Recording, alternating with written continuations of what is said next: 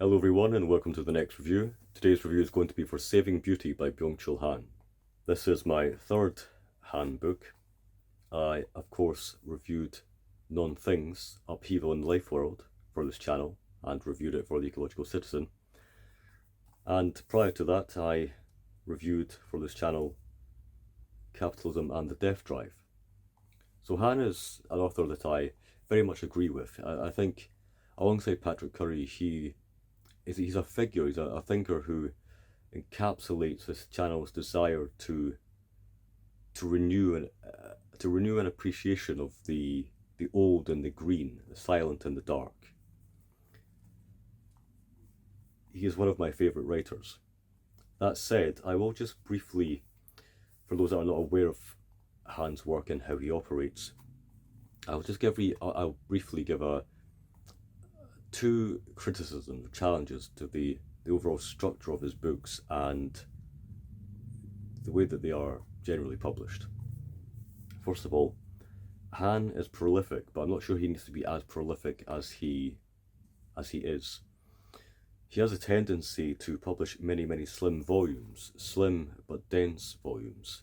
This is almost an extended essay. It's about 80 pages or so. You can read it in an evening. He has about 14, 15, 16 books out, I believe. And I think that he, as far as I'm aware, he's never actually written a longer text. All of his books are very short. I'm not sure, I believe he could perhaps spend more time working on a singular larger volume than having these slim volumes. Secondly, the greater concern here is that, and I've actually seen this concern expressed in various reviews for Han generally. Han has a tendency to place in the same concerns and ideas within each one of his books. This is a concern, and especially when one reads more than one volume from Han. This book is called Saving Beauty. It's a book on aesthetics, and yet many of the concerns are replicated in Non-Things and in the Death Drive. Han's main challenges to neoliberalism, the aesthetics of smoothness, the proliferation of non-things in the information society, the need for duration and narrativity, all manner of all the not I guess not only the broad concerns, societal concerns, but also the terms that he uses throughout his oeuvre, such as the wound, negativity, the other, and so forth. They are all present, almost ad nauseum. They are all present within each work. So it can be a little bit trying at times. Most of what I read here, although there is a lot of value, and there are many differences and many additions and layers here that make it worth buying this book, I think you could actually read a single volume from Han, say Non-Things, and it will cover almost the exact same information. I guess he is very consistent in that way, and yet it's almost, there's two negative factors here. The book is very short, and it also repeats a lot of information. In this provocative analysis, Han agitates against contemporary notions of smooth, airbrushed beauty. Instead, he pleads for an aesthetic based on a generative, creative commitment to truth that it can encompass negativity, injury, and disaster. Ranging from pornography to classical literature, this tour de force of thinking about our understanding of beauty reminds us that philosophy can have teeth. Han writes with a compelling urgency about how we live in the here and now, but also how we could live better. Saving Beauty is an aesthetic call to arms, an example of how philosophy can militate for a better world and make us see anew. That blurb was written by Karen Leader from Oxford University. Beauty today is a paradox. The cult of beauty is ubiquitous, but it has lost its transcendence and become little more than an aspect of consumerism, the aesthetic dimension of capitalism. The sublime and unsettling aspects of beauty have given way to corporeal pleasures and likes, resulting in a kind of pornography of beauty. In this book, cultural theorist Byung-Chul Han reinvigorates aesthetic theory for our digital age. Reaching far deeper than our superficial reactions to viral videos and memes, Han wants to reclaim beauty by showing how it is associated with truth, temptation, and even disaster. This wide-ranging and profound exploration of beauty will appeal to anyone interested in cultural and aesthetic theory, philosophy, and digital media. I primarily bought this book because I'm currently working on an essay on aesthetics in the built environment, particularly relating to public artworks and installations. And I actually used this book, fragments of it, before I had fully read it, in my talk that I gave for the festival in Denmark, essentially about care and imagination. And my talk was called Through the Wound, the World. Of course, the notion of the wound is central to Han's thinking. So before I actually want to jump off there, because before I get into the contents of this book, what I love and what I'm drawn to Han for is two main arms, or two threads. One is his expression, his clear articulation of the need to save the other, to look outward, to dissolve the ego in modernity. That is one main arm. It's his desire to always seek the other in the age of me, or the age of I, the age of the self. The second branch is related to the wound. Han's work is fascinating to me because it has expressed a language, a particular framework almost, for how I've often expressed my longings for the old, the green, the silent, and the dark. And that is a language of rupture and wounding and seeing through to the other side. He often talks about tears and ruptures, seeing anew. And so those are the two main arms that I find fascinating about Byung-Chul Han's work. Beginning with the smooth in chapter 1.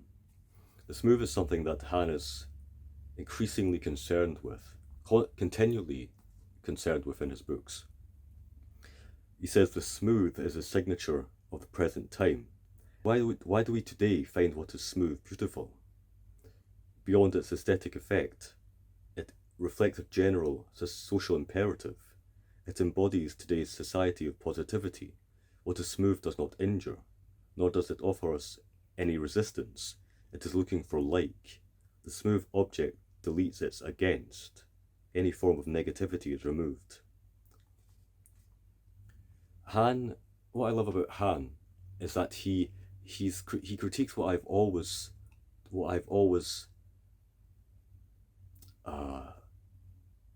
almost been set against, which is the sleek and the unadorned, the almost inhumanly radiant. It's a general tendency towards things that are imperfect and finite and sensuous, cracked and ruptured.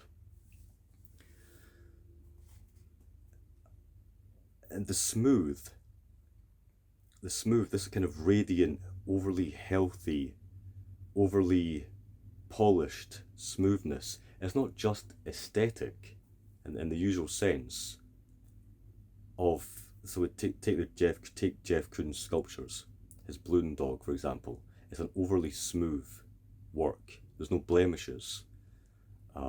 It's meant as an object to verify the viewer in its reflectiveness. The subject is kind of confirmed in their identity by the sculpture. It's purely, there's no sense of distance here. Han actually talks about the haptic compulsion to touch the sculpture. It's not a sense of reflective distance. iPhones, they are the symbol of they are the symbol of the smooth world. Not only are the devices themselves incredibly smooth and white, untarnished, they themselves contain the world. Han talks about this in Non-Things. They are a representation, an anthropocentric representation of the world. They enframe it.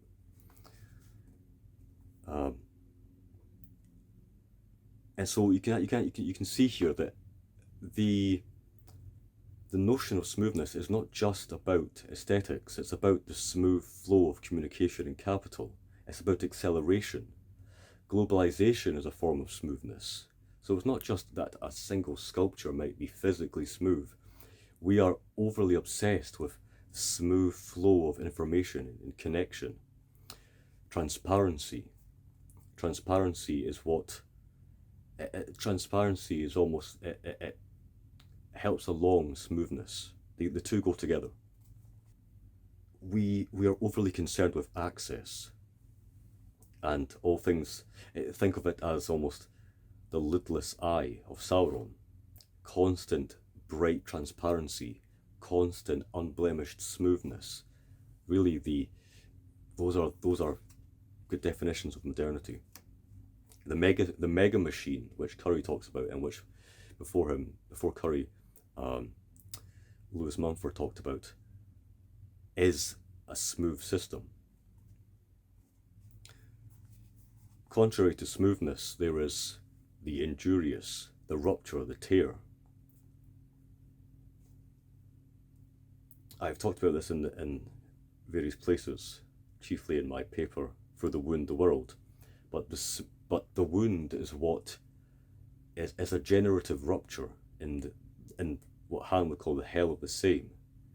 It's an event, it's something that brings us out, lets us see the other side, one might say.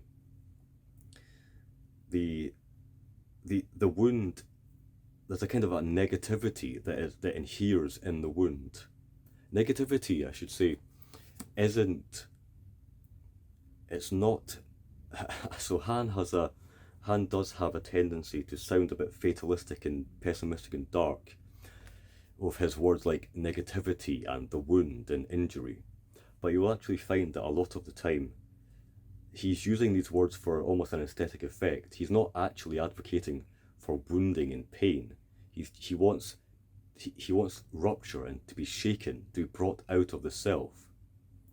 So he uses these words. He does at times actually talk about being deeply unsettled, but he's not advocating for a very pessimistic and dark view of reality. I just find that I find that his language is so evocative of it's a breach that lets us see through to something other. Just skipping a little bit ahead here, Han writes, for Gadamer, negativity is essential to art. It is its wound. It is opposed to the positivity of the smooth. There is something there which shakes me, an inner turmoil, which questions me and appeals to me. You must change your life. Later he says, today the beautiful itself is smoothened out by taking any negativity, any form of shock or injury out of it. The beautiful is exhausted in a like it. Aestheticization turns out to be an anesthetization. It sedates our perception. So he's talking there about shock and injury, but notice that he says any form of shock. In my work, I've tended to kind of soften Han's language a little bit, just to focus on decentering and receptivity, as opposed to his quite overt injury, his sense of injury. But again, it's all in service of the other. Something I do want to discuss here is, Han writes, today not only the beautiful, but also the ugly becomes smooth. The ugly also loses the negativity of the diabolical, of the uncanny and terrifying, and is smoothened out, a formula for consumption and enjoyment.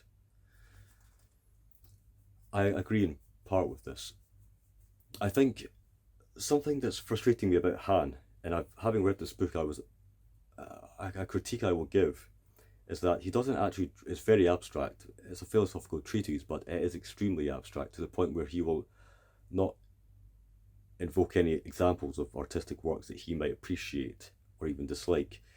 I think the Jeff Koons sculpture is almost one of the only examples in the book. And something I've been thinking about recently is does Han would Han challenge and find issue with the modernist shock doctrine of phallic sculptures and scatological sculptures, just ugliness for ugliness' sake, which is something I very much disagree with. It sounds as if sometimes it can sound like he is actually promoting this, but there is hope in that he talks about the ugly becoming smooth itself because of consumerism, and I think that does almost suggest what I think, which is that the sculptures that are placed in public squares and in in galleries, they are part of consumer capital. It's part of the attention economy. It's not it looks like rupture. These things pretend to rupture to a kind of unsettling quality. But when one sees a phallic sculpture, one isn't thinking of the other. It's actually almost one is thinking of the ego of the artist who made it. And there are all manner of things here that I could discuss. But I just wish that he would almost challenge the shock doctrine of modern art a little bit more, or in fact at all. He doesn't explicitly say that he is against it. Another thing I've almost worried about is that Han talks about he seems to ally pleasantness with smoothness. Let's so take a deer sculpture. I would suggest that we need to return to an aesthetics of the sensuous world. We need to see animal forms, plant forms out in the world to be reminded of the other. And sometimes it can sound, and that to me, to see a deer sculpture would be a pleasant thing. But sometimes Han seems to suggest that something that is pleasant is also smooth. It's more nuanced than that, but sometimes I think that he might ally smoothness and pleasantness such that he will find an animal sculpture merely pleasant, merely aesthetic. It's not something that can wound, but I think I disagree with that. I'm getting in far too much actually into the specifics of my arguments here. Coming to the end of the first chapter, I want to use this as an example of how Han's work it is quite repetitive, in fact. I will just read this and I'll give an explanation. Information is a pornographic form of knowledge. It lacks the inwardness which characterizes knowledge. Knowledge also contains negativity in the sense that it is often gained against a resistance. Knowledge has an altogether different temporal structure from that of information. It stretches between past and future. Information, by contrast, dwells in a smoothened out time that is made up of indifferent point-like presences.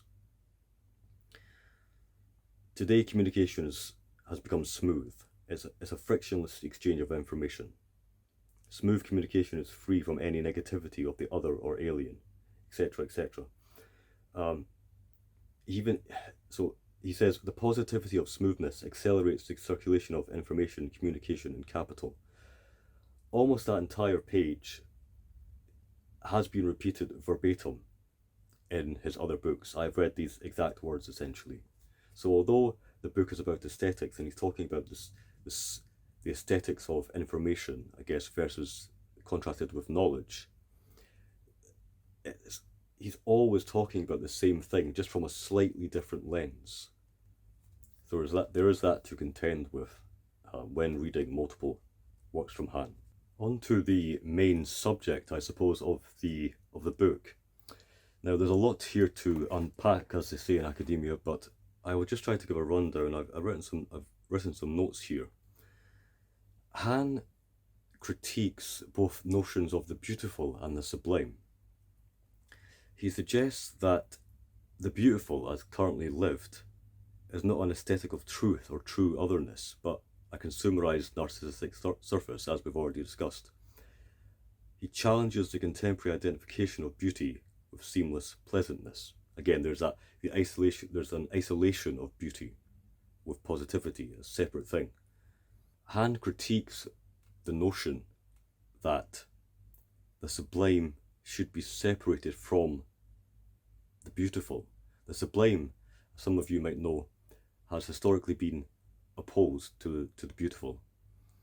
The sublime is a terrifying experience of what is supposedly uncontrollable in nature, and yet the sublime, as I understand it from various books that I've read on the sublime and works tangential to the sublime, is that it actually concerns, it's fundamentally anthropocentric. Not only that, it's also about power dynamics. It's nothing much to do with wonder and the relational quality that inheres in wonder. That's far too much to get into for a review, but the sublime is something that one should almost steer clear of. It's not. It's quite an anthropocentric. The theory around it can be quite anthropocentric in orientation, and Han, in various places, actually critiques this. He critiques not only the isolating surface level smoothness, overt positivity, and overt pleasantness, mere aestheticism, but he also critiques the fact that, in, for example, the thought of Kant, the sublime is subsumed into the person who rises above due to reason, the overpowering superiority of human reason. And so there's not a true otherness even in the sublime. The sublime is taken into the fold of humanity's supposed greatness. Han rejects the strict separation that makes sublime an opposed category you either feel or don't. Instead, he thinks the loss of sublime's negativity has made the beautiful complacent and safe. He's almost looking for a third thing, I would say. He wants to return a sublimity to beauty, but crucially, a desubjectivizing one. I've written here that Han argues that we should restore to beauty that which resists being fully internalized or appropriated by the subject, again, the human figure. The shock, the fragility and otherness that makes beauty ethically and existentially demanding. The sublime, like beauty, is not an object but a subject feeling, an autoerotic feeling of the self. The pleasure in the sublime is negative, whereas that in the beautiful is positive. The pleasure in the beautiful is positive because the subject immediately likes it. When faced with the sublime, the subject initially experiences displeasure. This is why the pleasure in the sublime is negative. The negativity of the sublime does not consist in the fact that it confronts the subject with the other of itself, that it pulls the subject out of itself and towards the other, that the subject ends up beside itself. No negativity of the other, which would cross out the autoeroticism of the subject, is inherent in the sublime. Neither when faced with beauty, nor when faced with the sublime, does the subject end up beside itself. It permanently remains grounded in itself. So in both the beautiful and the sublime, as it stands almost today, neither really look towards the other. And Han seems to be arguing for a kind of a third way, a recruitment of both, or kind of a dissolving of the beautiful again into the sublime and the sublime into the beautiful. Starting with the text from Han and then an excerpt from Adorno. Kant's subject remains within itself at all times. It never loses itself or exhausts itself. An autoerotic inwardness protects it against any intrusion from the other or the outside. Nothing can shock it. Adorno was thinking of another kind of mind, one that, when faced with the sublime in nature, becomes aware of what is wholly other about itself. The sublime tears the subject out of its captivity in itself. And here is Adorno. Rather than that, as Kant thought, spirit in the face of nature becomes aware of its own superiority. It becomes aware of its own natural essence. So this is contra Kant. This is the moment when the subject vis-a-vis the sublime is moved to tears. Recollection of nature breaks the arrogance of his self-positing. My tears well up, earth. I am returning to you. With that, the self exits spiritually from its imprisonment in itself. Fantastic, powerful line. Moving on a little bit.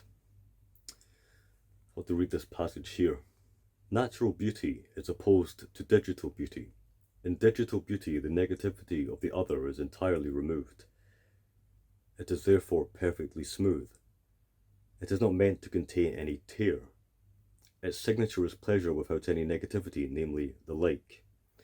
Digital beauty forms a smooth space of the same, which does not permit anything alien, any alterity to enter. The pure inside, without any exteriority, is the mode in which it appears. It turns even nature into a window of itself. Thanks to the total digitalization of being, there is a total subjectivizing, an absolute subjectivity under which the human being only encounters itself. The temporality of natural beauty is the already of the not yet.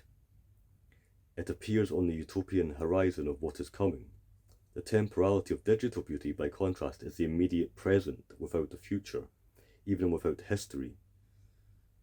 It simply is present, while a distance is inherent to natural beauty.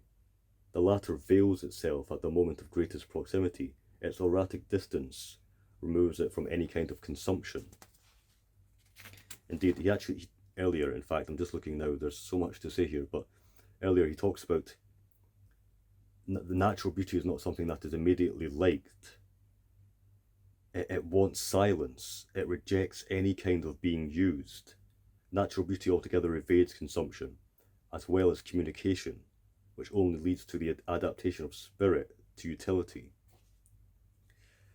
There's so much here that I want to get into there regarding John Fowles and his idea of the use paradigm and whatnot, but you can see, hopefully you can see, I will actually let my thoughts be discordant here and incoherent, because I'm looking here, I'm looking back at the text, and there's just so much that I want to get across.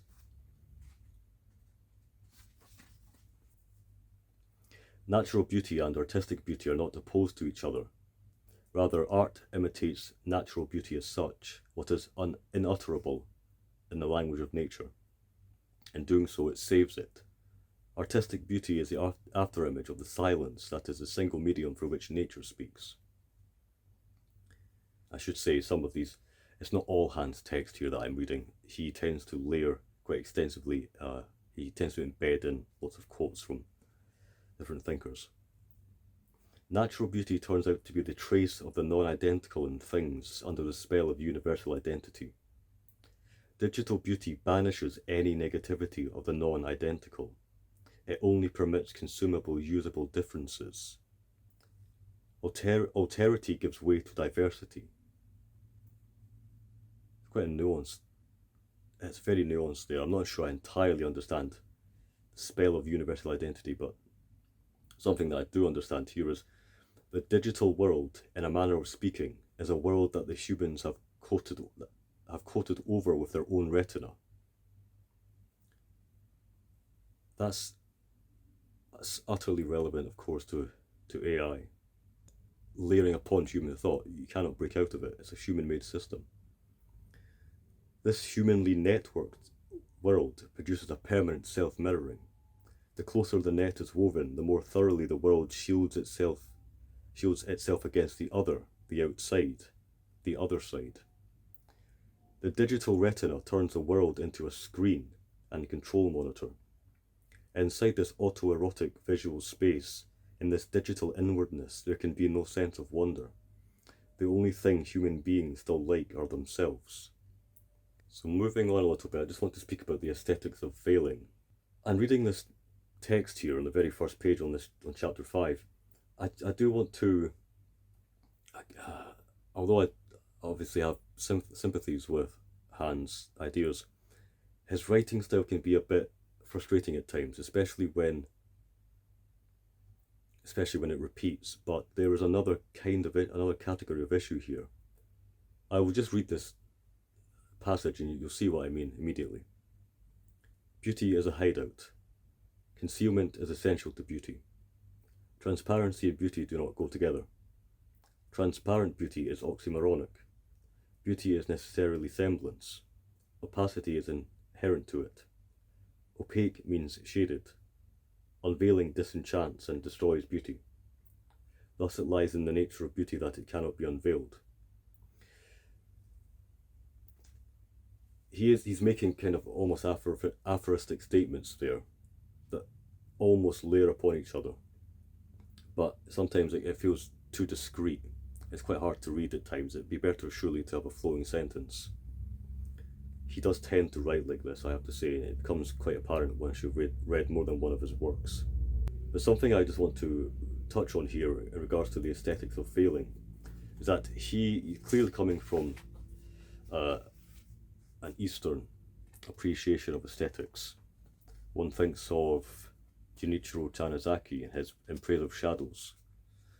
The understanding of the necessity of, as Han writes, concealing, delaying, and distracting. What is beautiful is not wholly present or readily apparent. He says the beautiful hesitates before appearing. I'm thinking of the importance of shadows. It's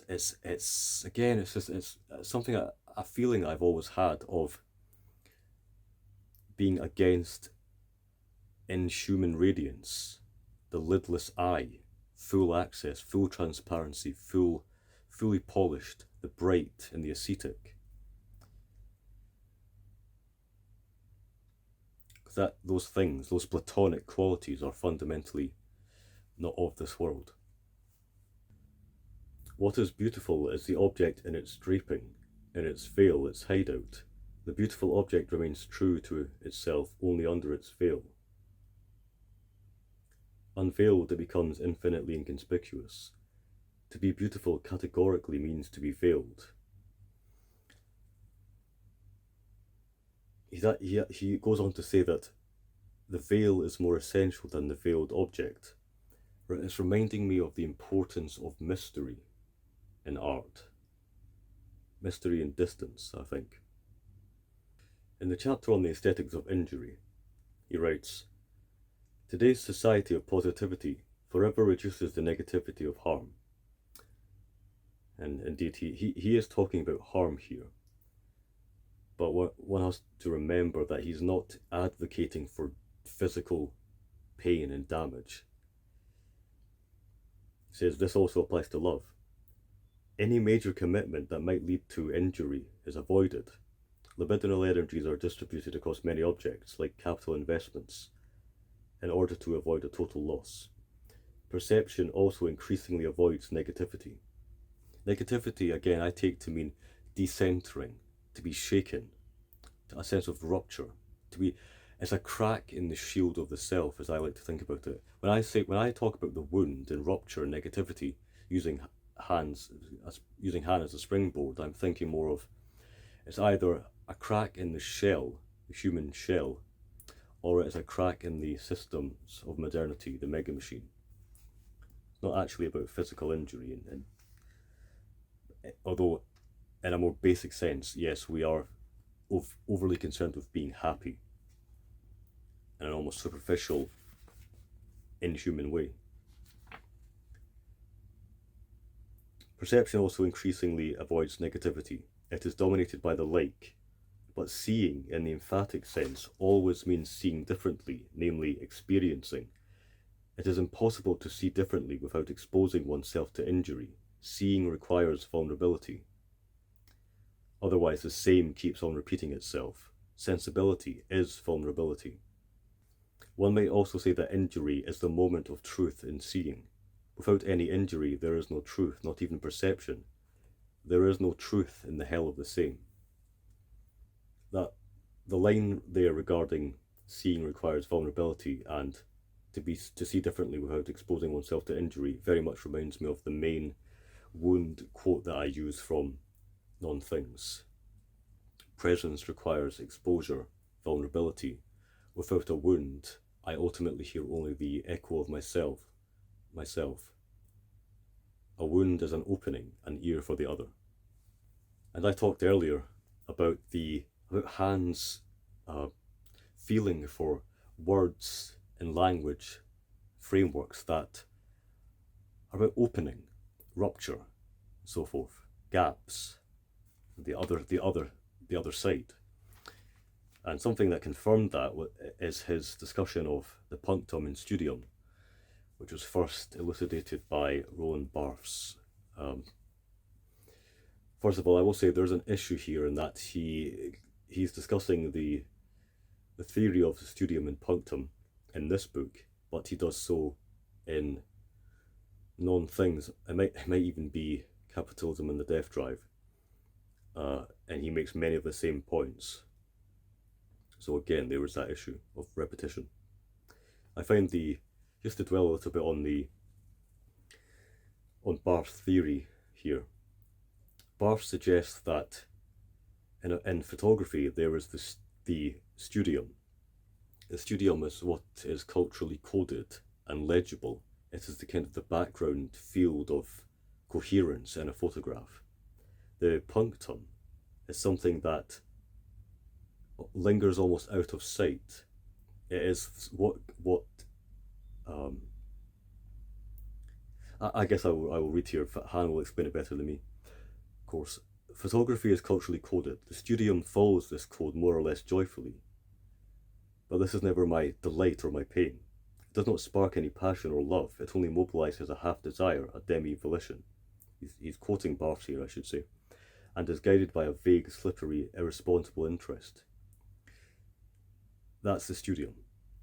The second element of photography is the punctum. The punctum injures, wounds, shocks the observer.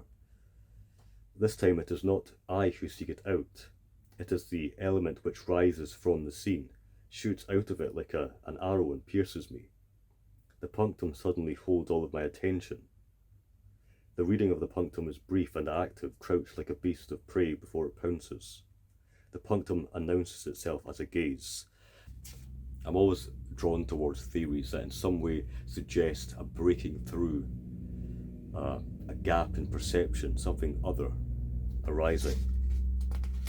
What I found particularly interesting here, and I am just exploring these theories now without even giving a review, but as opposed to a shock, a punctum does not shout. It loves to remain silent, to keep the secret. Despite its stillness, it finds an expression as injury. That's a very fascinating and nuanced point. Once all meanings, intentions, opinions, evaluations, judgments, enactments, poses, gestures, codifications, and information are done with, the punctum reveals itself as a quiet, singing remainder which affects us. That's powerfully expressed. A quiet, singing remainder. The punctum is the resisting residue which is left behind by representation, an immediacy that evades being mediated by sense and signification. The corporeal, the material, the affective, the unconscious, even the real as opposed to the symbolic. The point here is that there's something outside of the view that lingers and makes itself known, whereas again in the digital world there's almost an all-pervading sense of perception. He says the perception of digital images takes place in the form of contagion, being affected as immediate contact between image and eye. This constitutes its obscenity. It lacks any aesthetic distance. Perception as contagion does not permit the closing of one's eyes. Barth's conceptual pair studium and punctum is to be complemented with the affectum. The immediate contact between image and eye no longer allows for anything other than the affectum. The digital medium is the medium of the affect. Affects are quicker than feelings or discourses. They accelerate communication. The affectum does not know of any patience for studium, or of any of receptivity for the punctum. It lacks the eloquent stillness, the communicative silence, which accounts for the punctum. The affectum shouts and excites. All it produces are non-verbal excitement and stimuli, which causes an immediate liking. Han is the thinker of par excellence, almost of contemplation in the context of the critique of the digital world. Contemplation and stillness, as opposed to the constant flow of information and non-things, constant desire to like and be seen. And the language of the punctum there in the studio. Um, yeah, I just said the language of the punctum. In fact, on another page he says, the punctum evades being immediately perceived. It slowly matures in the space of the imagination, which unfolds while closing the eyes. In this space, secret correspondences between things take place. The language of the punctum is a dream protocol of the imagination. There is no such thing in this overly accessible, overly communicative, overly connected digital world. No such feeling. Something that I am perhaps ill-equipped to discuss here, not being a philosopher, a trained philosopher, or an academic in the aesthetics, a philosophy of aesthetics, is what Han calls the aesthetics of disaster. He is critiquing again Kant's notion that the moral law, the superiority of the subject, of the human subject, ultimately subsumes what is other. And so for that reason, Kant's ideas do not support the true meaning of disaster, which means ill-starred, which means something other and outside that cannot be ultimately controlled. He says that disaster is unknown to Kant. Even vast natural phenomena do not represent disastrous events. Faced with the power of nature, the subject seeks refuge in the inwardness of reason. The subject, which makes everything outside appear small.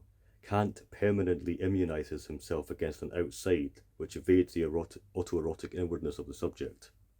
He also goes on to critique Hegel's spiritual idealism, which is very problematic. I once had sympathies with Hegel's ideas, but not so much nowadays. Without going into so much detail, Han argues against Hegel's notion of spirit as being, he says, spirit is itself a thousand-eyed Argus, which illuminates all without exception. Hegel's heaven of a thousand eyes resembles Kant's starry heavens, in relation to the Kant quote, the starry heavens above me and the moral law within me. A very famous quote. He critiques Hegel's spiritual idealism as well as Kant's reason, because both represent incantations against disaster, against the outside, the wholly other. And I wrote a note here saying that this is quite suggestive of animism, of fairy, the perilousness of fairy, the truly other outside world that cannot be controlled.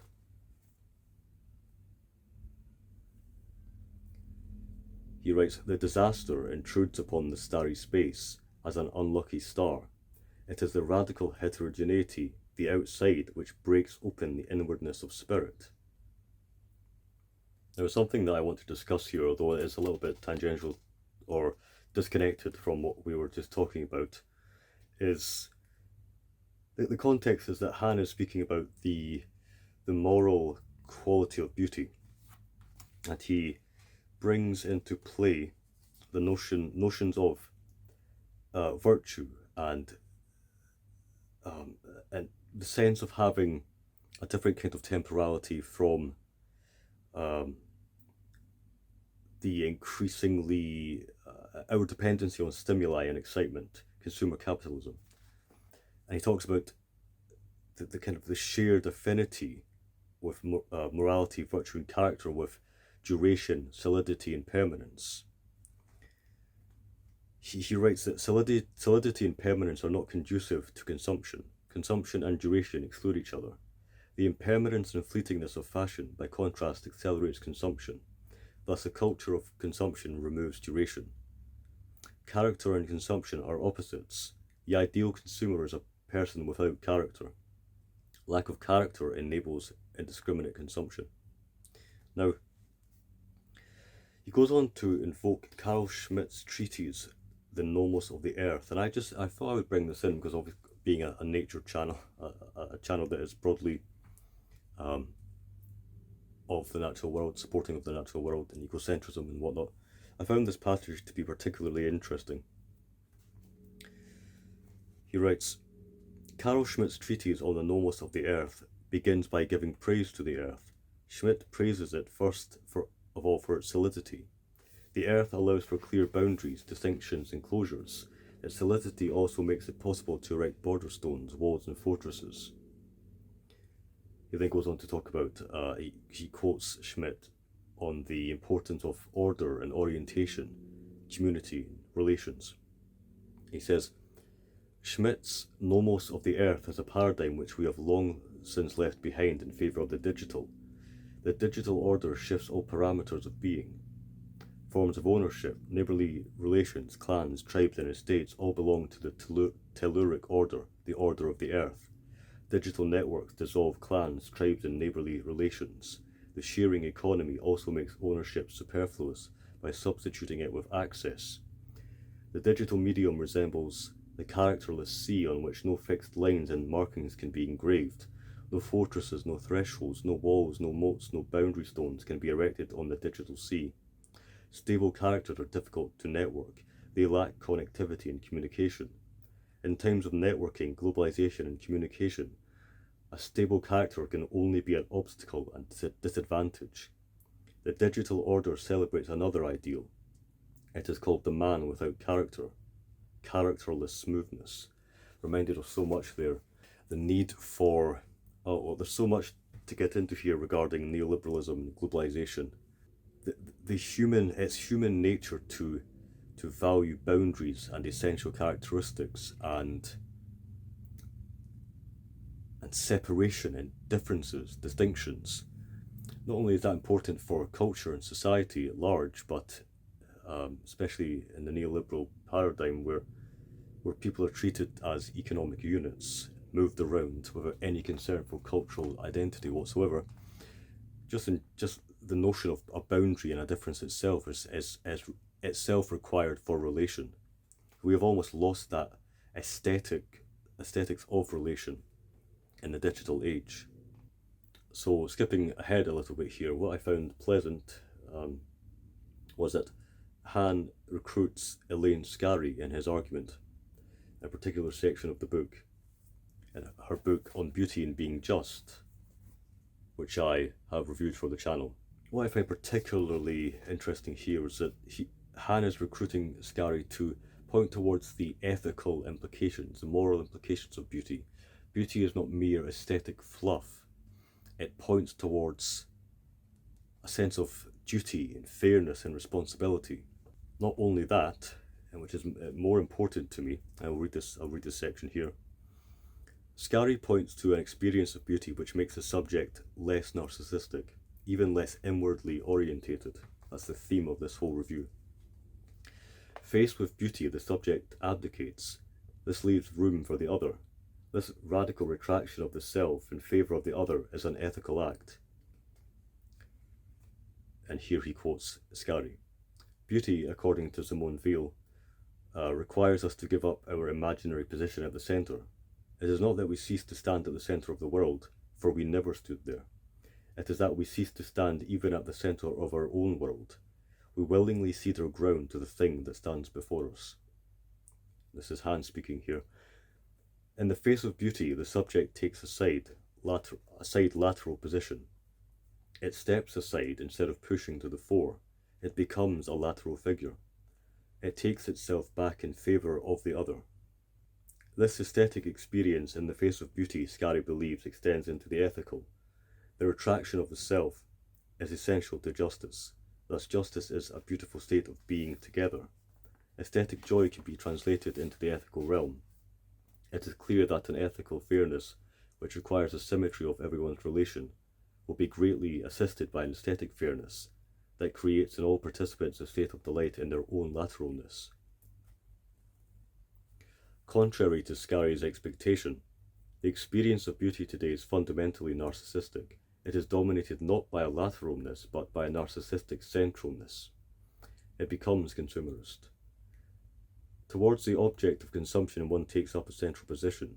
This consumerist attitude destroys the otherness of the other, in favour of which one would step aside or step down. It destroys the otherness of the other, alterity.